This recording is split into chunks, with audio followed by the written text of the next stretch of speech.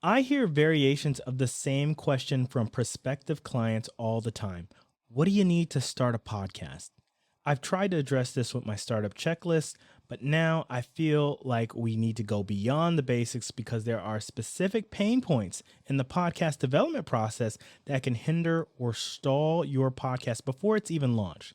So here are four things beyond the basics that'll get you started.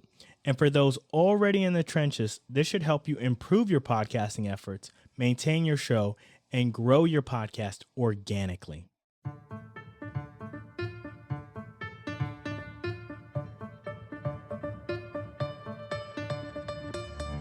Hi, my name is Zuri Berry, and this is Podcasting with Zuri, a podcast about the craft of audio storytelling and how you can use podcasts to enhance your brand.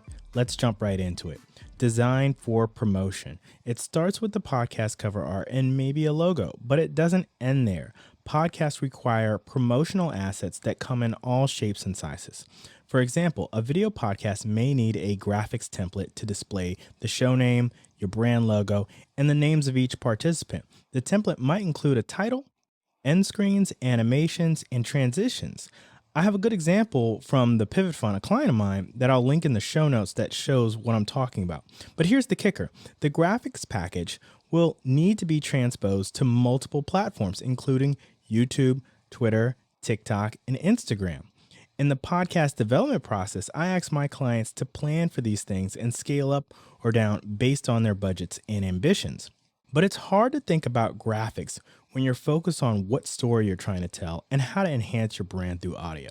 That's why I want to emphasize the importance of working with designers from the start. Podcast listeners are notoriously finicky, but they'll give your podcast a shot if you're sharing well-designed assets. But more importantly, if you're working on designs from the beginning, you won't be slowed down looking for approvals as you begin the production of your podcast. For creators and companies new to content creation, it's imperative that you have an editorial process in place. An editorial process includes a progression of steps from idea to publication. Along those steps, you might include things like recording, editing, production, approval, publication, and distribution. An editorial calendar helps here. It also helps identify who will handle each task associated with your podcast. So you should know who's editing your podcast, who needs to approve the idea and the audio and maybe video, and who's going to publish it and distribute it. And you should know the timeline for that process. I posted a nice example of a podcast editorial calendar from Airtable, a project management tool, which you can check out in the show notes. Your podcast editorial process should also incorporate how to find inspiration for episodes. I found that the idea creation process is haphazard. Many of us are operating on vibes only.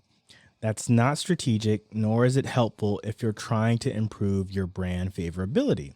Instead, I suggest taking the route of my client, Call It a DeBose, who spent time putting together a list of all the pain points her customers were experiencing and addressed each pain point in an episode of her show.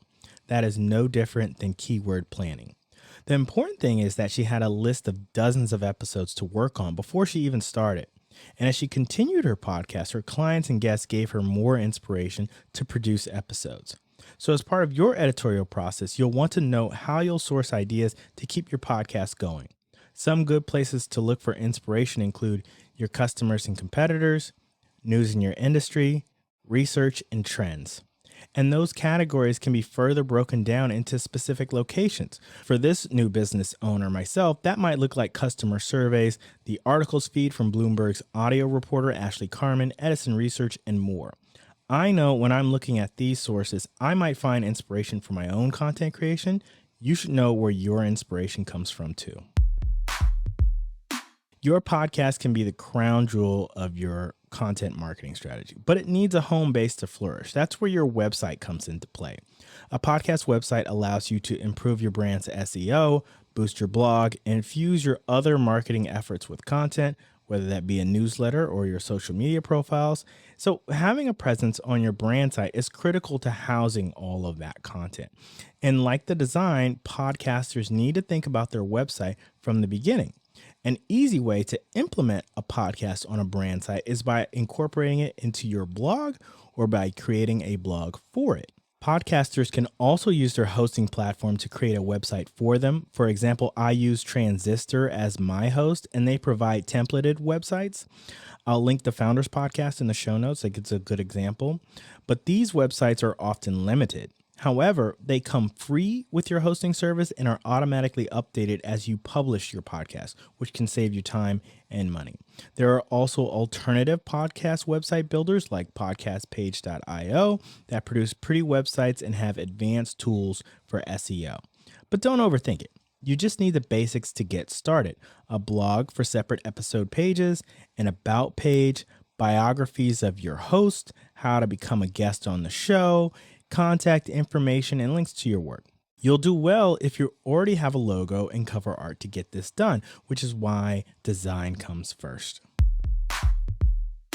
We all need microphones, audio editing software, music, and a storytelling framework. But we also need a foundation to ensure each podcast can launch and grow successfully. Building your podcast with design in mind ensures that you're accounting for the first hurdle and getting someone to choose your show. And much like bad audio, it's hard to overcome bad design. Second, having an editorial process is vital to getting your show off the ground and maintaining its longevity. It's also a good antidote for burnout. Lastly, you'll need somewhere to house all that wonderful content you produce. Why not own it and benefit from the SEO value podcasts provide? That's it for this episode of Podcasting with Zuri. I hope you found some value in it. Please let me know if you did by leaving a comment on this episode in Good Pods or on YouTube. Just search for Podcasting with Zuri. If you're trying to take your podcast to the next level, get in touch with me by visiting zmcpodcast.com. That's zmcpodcast.com. Thanks for listening.